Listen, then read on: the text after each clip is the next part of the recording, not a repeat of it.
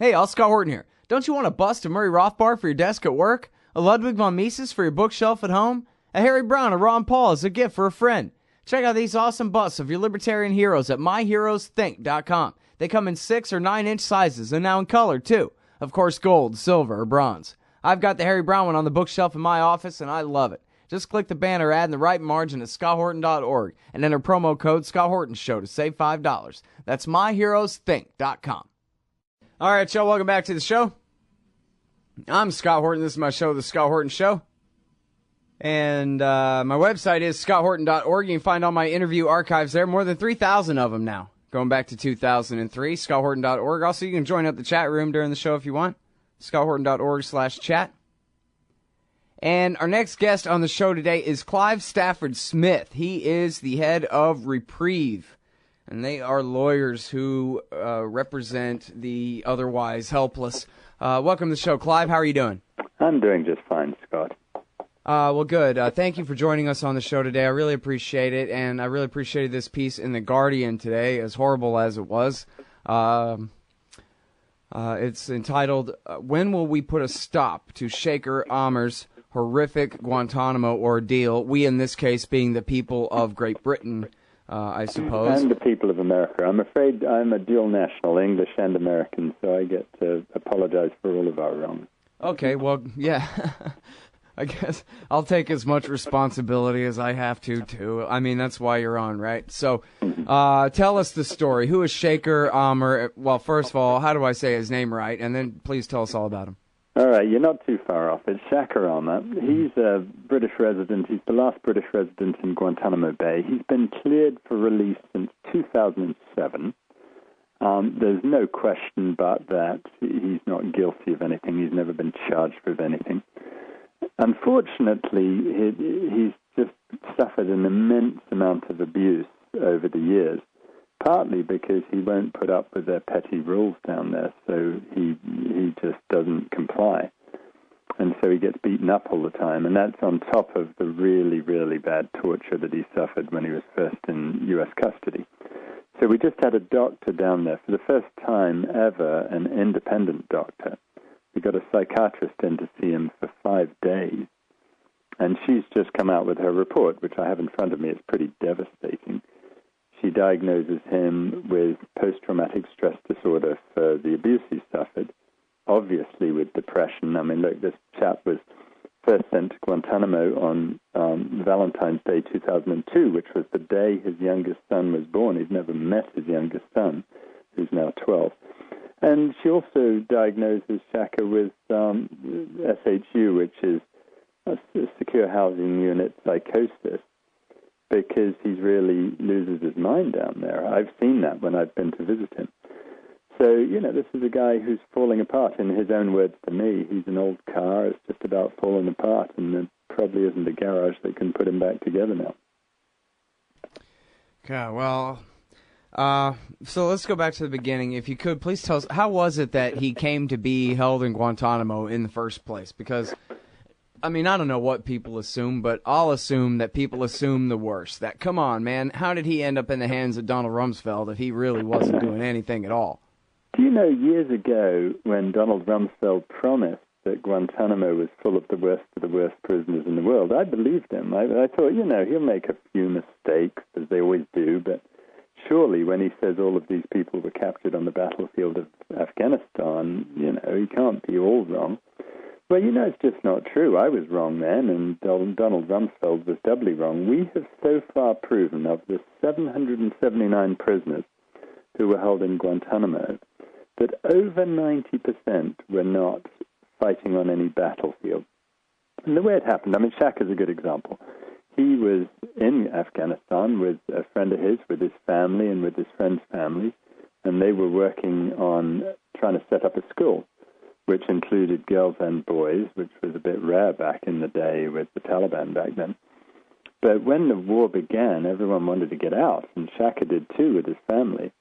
And he was one of many, many people who was turned in for a bounty.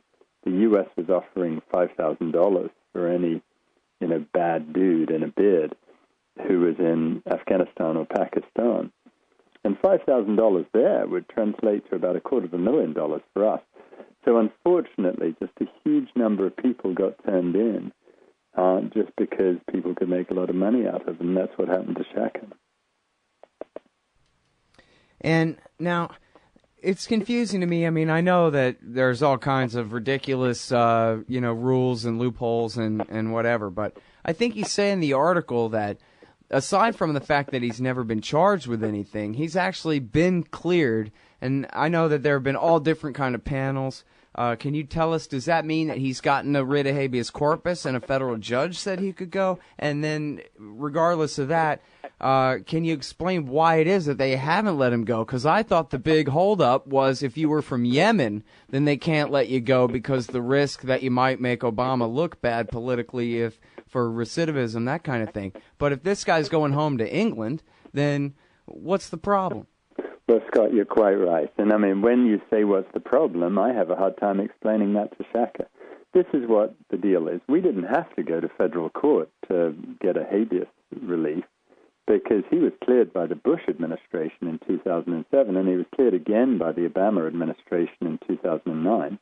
And when I say cleared, Obama took all 6 of the top U.S. Security services, the CIA, the FBI, the NSA, and so forth. And all of them had to agree that he was no threat to anyone. And so they did. And so he's been cleared all that time. And yes, the message has been politically, oh gosh, we can't send these people back to Yemen or whatever. That's just total nonsense. That's not what's going on. What's going on is that there are certain things that are really embarrassing. The reason Shaker's still there is because he's a witness in a criminal investigation in Britain against the British Security Services, MI6. And MI6 was complicit in his torture. The British police, the Metropolitan Police from London, have been to Guantanamo, have interviewed Shaker over 3 days, and he's a major witness against them. And so MI6 is desperate that he shouldn't come back to Britain. So they've been briefing against him and trying to get him shipped anywhere but Britain, because as long as he's not in London, he can't be a witness against them. Now, to try and neutralize that, finally, just a couple of weeks ago, we withdrew the criminal complaint against him just because poor old Shaker's so sick and tired of it. He'd just rather that no one was punished than that he should spend another 10 years in Guantanamo. Well, it's just amazing. I mean, it sounds like, it's a perfectly plausible explanation for why the politics behind it. This guy would be a plaintiff in civil court in the UK were he to come home. But if it's that obvious, then how can they get away with it? There's got to be a higher court somewhere that'll challenge the lower court, right? Oh, look, he's already been a plaintiff in a civil court, and he's already won that case in Britain, and the British government has had to commit to paying a large amount of money in compensation. Not that Shaker cares about that. It's the criminal thing that they're really worried about, because the intelligence agents don't want to end up in prison, and that's what's been the big hold-up. I hope to goodness now that they'll back off and we'll get him back to London, because he's got a wife, he's got 4 kids who he hasn't seen for 12 years.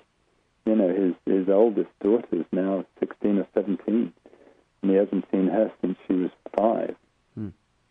It seems like, I don't know, I'm trying to think if it was a British Guantanamo prison, what the American position would be, and I guess it would be that the CIA could never be held criminally accountable in a zillion years anyway, so you might as well let him come home, right? Well, it's true. I mean, that's certainly true, but I mean, the flip side you have to think about is, how can we possibly allow someone who's been tortured, who's suffering from serious physical and mental health problems, how can we allow him to stay one extra day in that awful place?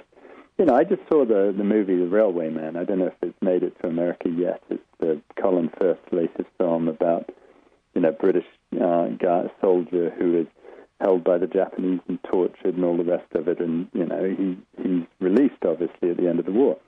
Well, what would happen if in 1945 the Japanese surrendered, but they decided they just weren't going to let the guy go for a few years?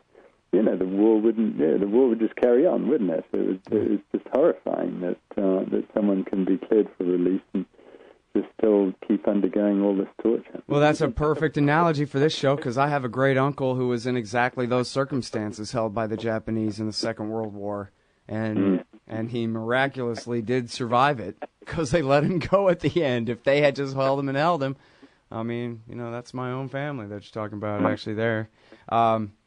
So, yeah, I mean, it really is incredible. I guess maybe you do have to put the shoe on the other foot to get people to really realize, just how unfair this all is. But, I mean, unless you're a Hindu anyway, you only got one shot at living. It seems pretty unfair to just lock somebody up in a dungeon without charges.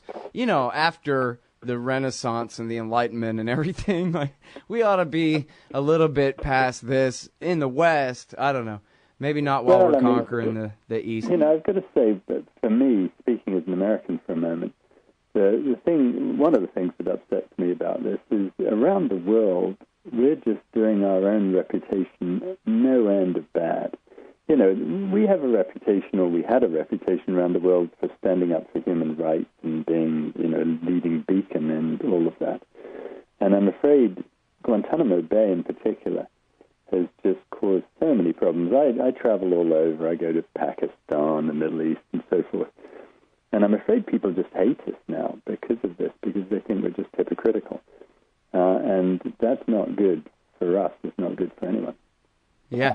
Well, I mean, even I think it's true that even when the American government is doing horrible things and the American people are backing it, usually it's under the illusion that, we're fighting for Western ideals, Declaration of Independence type ideals. And then what's happened in this case, especially with the politics of the way the Abu Ghraib story broke and was covered, and Fox News influence and all that back then, is that it was defended. And at least a substantial part of the population, maybe split it 50-50, decided that now actually we defend torture. And in fact, we value torture. And it's the kind of thing that it has come to define us in a way. If you believe in that whole, kind of collective spirit or whatever, what makes America America anymore, it's as much torture and detention without trial as it is baseball games at this point. Well, I hope it's not. I hope that's changing. But you can see with the latest kerfuffle in the Senate, where the CIA is,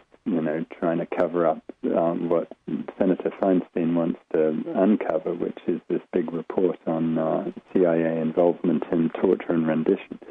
We need that stuff out in the public view, because you can't learn the lessons of the last 12 years if you don't know what's happened.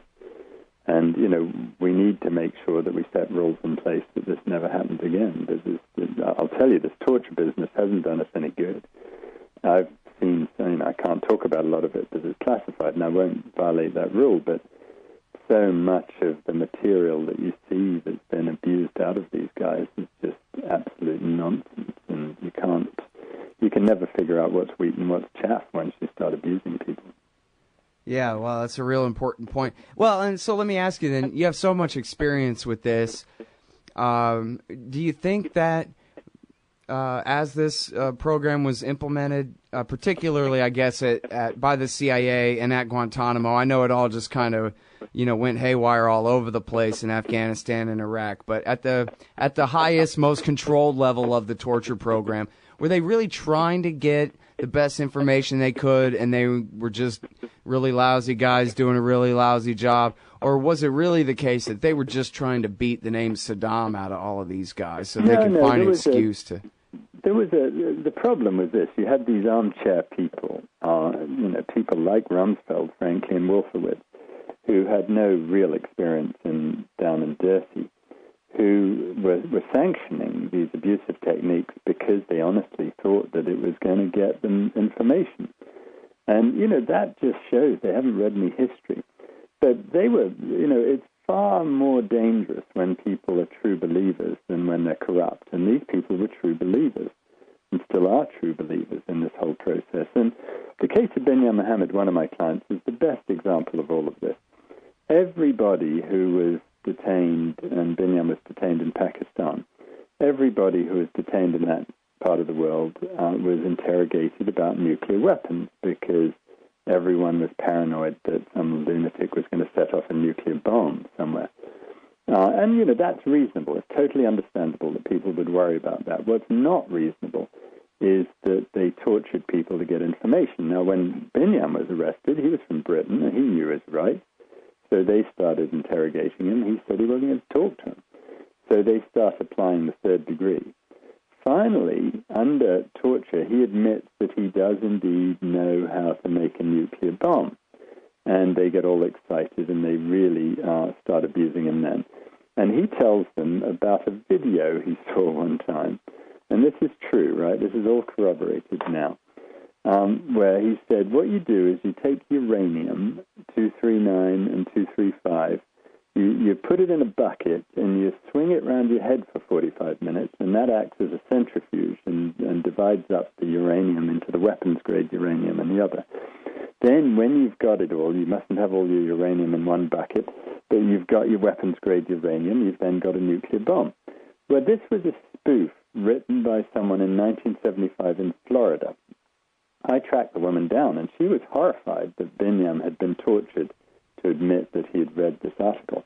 But what's slightly more horrifying is John Ashcroft, then Attorney General of the United States, broke off his visit to Moscow to boast that they had just solved a nuclear threat when they got this out of Binyam Mohammed.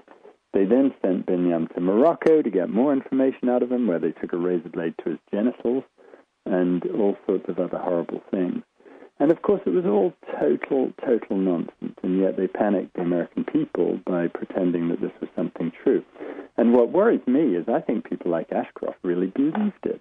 Yeah. And it's far more dangerous that people look you in the eye and say they believe that stuff than when they're really corrupt. Because, frankly, they were just idiotic. Well, yeah. And, in that case, that was the one where poor Binyam, they tortured him into this nuclear scare. He included Jose Padilla in on it. And this was the excuse for here was an American citizen arrested on American soil by civilian FBI police, not the military, but then was turned over to the military and the CIA to be tortured for 2 years before Bush finally indicted him. And convicted him on some bogus charges that had nothing to do with the dirty bomb at all, by the way, when they finally took him to court. No, and they wouldn't, because by then it was ludicrous. But they're just not willing to admit they made a mistake. So what they did to Jose Padilla, just like other people, is they make something else up against him. Right. And, they're going to do them one way or the other, because the last thing these guys will do is admit that they made a whopping mistake.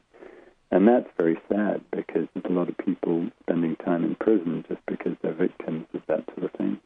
Right. Well, I'm not sure. I'm kind of stuck on the American identity and how it gets all wrapped up in torture for some reason today, Clive. And I think what got it started was when I read about, I think you call it second-degree torture in the article here, what hurt your client the most here were the threats against his family, and that was what really got me thinking about, all the slogans that people chant in defense of their government's policies. They don't really know this. They would have to close their ears and scream to not hear the truth, to not know that this is the reality of what we're talking about here, is the threats to Shaker Aamer's children. Can you tell us about that? Let me just read it to you. One interrogator. This is Shaker talking to his psychiatrist, and this is true. We've alleged it, and the government never even pretended to deny it. But one interrogator talked about what he'd do to my 5-year-old daughter in details that destroyed me, said Shaker.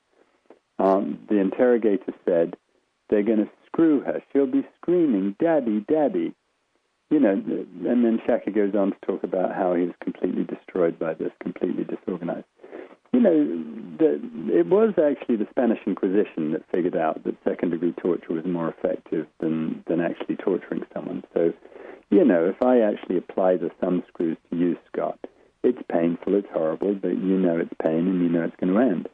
But when I start telling you what I'm going to do to your daughter or your whomever, and then I perhaps even start doing it in front of you, because Shaker was told that his daughter and his wife and his other kids had been detained as well, and they were being held along with him. He wasn't allowed to see them, and so he thought they really were going to be tortured. That is exponentially worse. I have a 5-year-old myself, and the idea of someone taking my little 5-year-old child and torturing him is just beyond any possible aspect of civilization. Well, and the thing is, I'm trying to imagine possible objections like, well, come on, it's just not believable that the American military, CIA, or anyone else would really torture somebody's 5-year-old daughter, except that the guy that they were telling that to was chained to the wall and they'd been torturing him. Think of how believable it was to him. And you think about how mad that would make you, how angry or how whatever that would make you for someone to tell you that's what they're going to do to your family. But now we're talking about you're locked up, chained to the wall in a gulag in communist Cuba, and the CIA's been torturing you, and they're threatening that while you are here, the definition of helpless, this is what we are going to do to your family. That is straight out of the Nazi SS. That is straight out of what Americans tell themselves they're good, because those are the kinds of people we kill, are people who do things like that to somebody else. It is worrying. I mean, I know the comparisons to the Nazis are rather inflammatory, but there is an aspect of that that's really sad to say, rather true. Shaker had lived in America. He was a big fan of America. When he was sold to the Americans for a bounty, he was actually relieved. He thought, wow, thank God my trauma's over. The Americans will treat me properly. But they didn't. And, it took some time to convince him that we were going to torture him. But when you think about it, we've used forms of torture that are just horrendous, and we pretend it's not torture. Take waterboarding. We all now know that waterboarding was used against a number of people. The truth is not fully out about how many people yet, but a number of people. But, of course, Rumsfeld and them lied about it, and they said that this wasn't torture. They said it was enhanced interrogation techniques, as if that's somehow okay.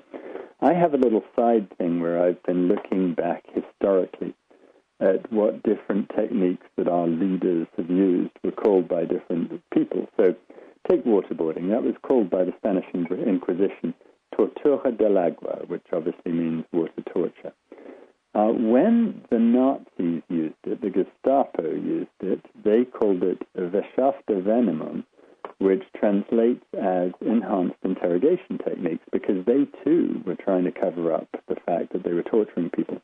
And it really is a sad moment in our history that Rumsfeld and them borrowed from the same lexicon as the Germans in World War II to try to pretend that what they were doing wasn't torture.